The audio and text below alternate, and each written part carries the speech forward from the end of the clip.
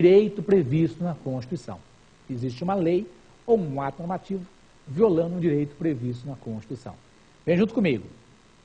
É muito importante, meus amigos, que você tenha em mente claramente que a inconstitucionalidade por ação formal, violação do procedimento, material, violação do direito previsto na Constituição. Tranquilo? Violação do direito previsto na Constituição. O que mais cai?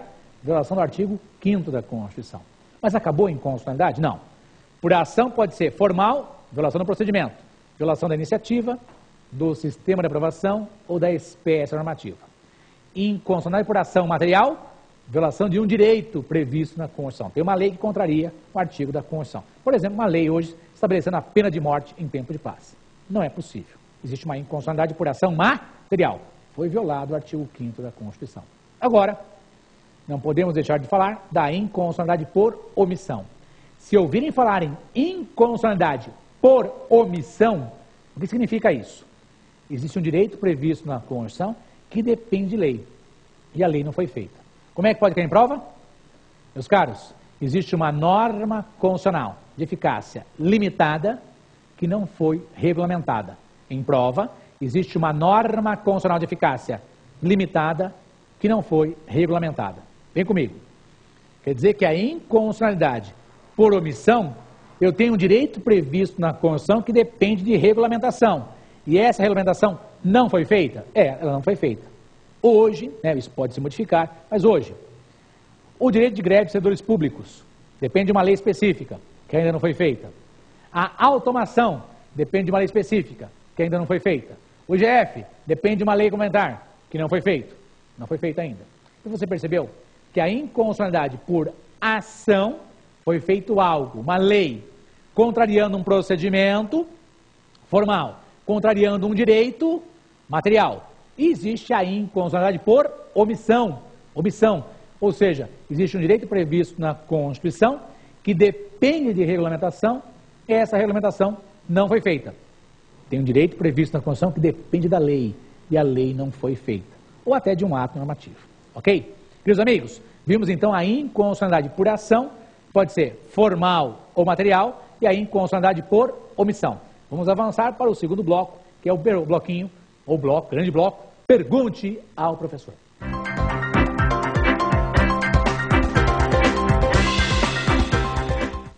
Queridos amigos, chegamos ao segundo bloco, pergunte ao professor.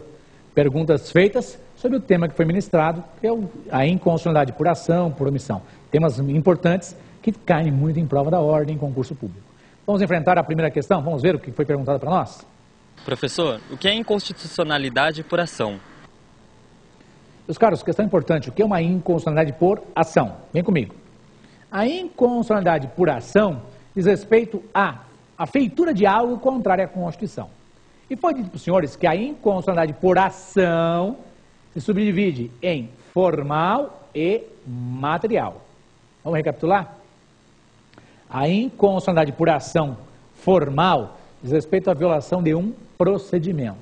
E a pergunta que é feita é, mas mestre, me diga, qual procedimento foi violado?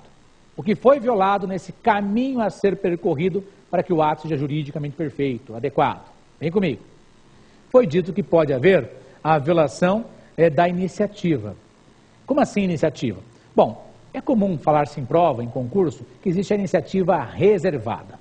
Quando é dito iniciativa reservada na prova, significa que apenas determinadas pessoas poderiam apresentar aquele projeto de lei. Ok? Importante. Somente determinadas pessoas poderiam apresentar aquele projeto de lei. Isso mesmo. E o exemplo campeão de prova diz respeito à violação da iniciativa reservada do chefe do executivo.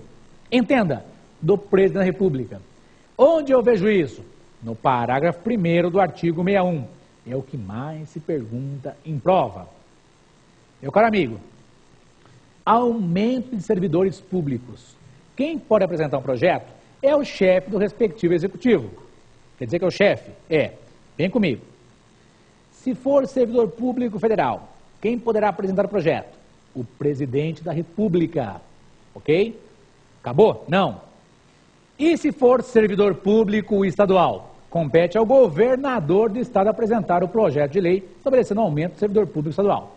E, se for servidor público municipal, caberá ao prefeito apresentar o projeto estabelecendo o aumento. Então, você entendeu?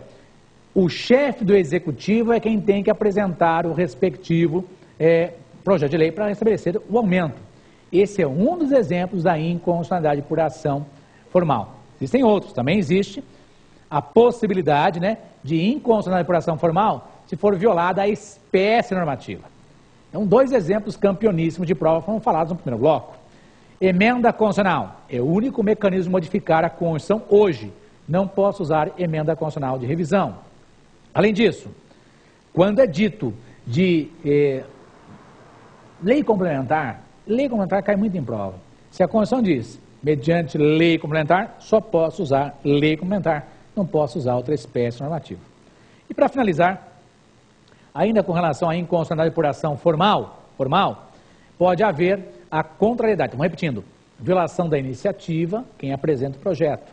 Violação da espécie normativa, só através de certa espécie. Pode haver a violação com relação ao sistema de aprovação. 2 são os exemplos.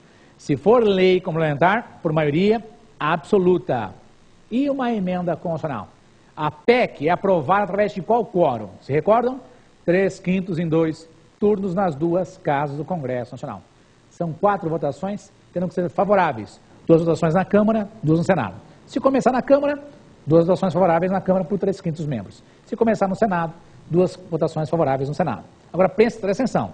Começou na Câmara, 2 na Câmara, aprovou na Câmara, vai para o Senado, 2 no Senado. Se começar no Senado, aprovação, 2 votações no Senado, depois vai ser encaminhado para a Câmara dos Deputados. São 3/5 em 2 turnos nas 2 casas do Congresso. Não se esqueçam que esse sistema de votação é usado para aprovar a proposta de emenda constitucional e também para a constitucionalização de tratados e convenções internacionais sobre direitos humanos. Temas importantes que podem cair na prova. Primeira pergunta interessante, inteligente. Vamos avançar para a próxima questão. Vamos ver o que diz a próxima questão. Professor, a violação à iniciativa reservada acarreta inconstitucionalidade?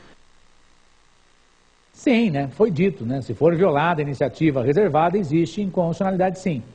Esse tema costuma cair em prova? É extremamente recorrente em prova.